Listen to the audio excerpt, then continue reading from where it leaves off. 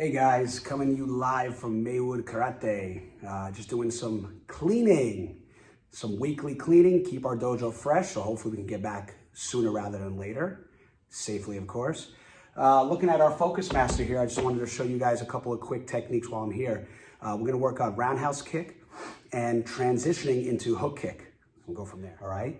We're gonna do a quick drill to work on both kicks. And eventually, we're gonna show you how this is to set up ultimately a hook kick from roundhouse to hook. Okay, so 1, 2, same motion. 1, 2, back. 1, touch, back. We're talking about Mawashigiri, hip turning, very important.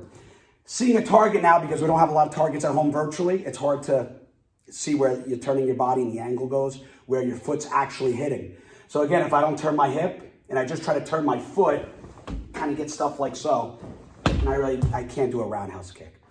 All right, so I need to turn my hip all the way across. So right now I got my camera here. My backside should be towards the camera, right? When I do my roundhouse kick. All right, that's me again, using my toes to turn back all the way to that back corner behind me. All right, that allows my hip and my body to move sideways. I get my foot in my proper position and I come back like so. So that's our roundhouse kick.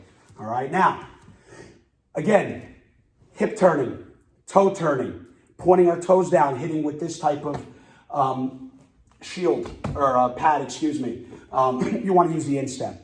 You could do toe kicking, etc. But for this, especially transitioning into roundhouse kicks, I want to get my toes down. I want to hit with the instep, okay? And I also want to work on this type of extension. Where I don't have long legs, but I try to inch my way back a touch, keep my shoulders back as I rotate my hips. All right, I think I can get a little further, so I start to back up just a touch. See, I start to work on that extension.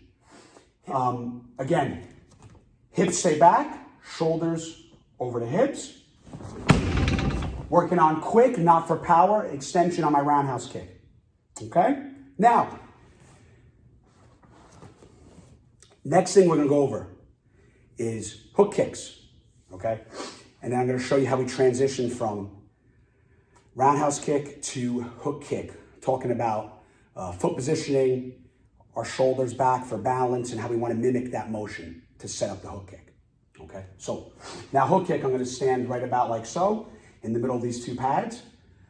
From my rear leg, I'm going to come across like I'm doing my roundhouse kick. My knee's going to come across, I'm going to turn my hips. From here, I'm going to use the bottom of my foot, come around like so, and just touch. Okay, normally we practice hook kick, okay, up and all the way back. And I work on that type of snap. Here and back. That's hook kick. For competition, we like to just touch. You can't go through somebody's face. That's not going to be allowed. So I need to be able to get right to the side of the guy's head. Just touch like so. Okay? And again, right now I'm just using my right leg because I want to get back to my roundhouse kick. One more time. Hook kick. Draw across, same motion as if I'm doing a roundhouse kick. My knee comes up like a side kick, like so. And then I just, again, with the bottom of my foot, just touch and back without going all the way through. Okay, so now we're gonna transition from roundhouse kick to hook kick, okay? Talking about the same things we just went over, all right? Keeping my shoulders back. The same exact hip turn. I wanna show my opponent doing a roundhouse kick. Now, I need to mimic that same motion.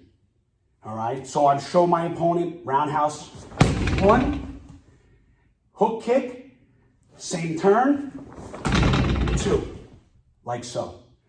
Okay, so that's how you would set up a hook kick, going from roundhouse first, obviously, and then gearing up towards your hook. All right, the key is all about your motion.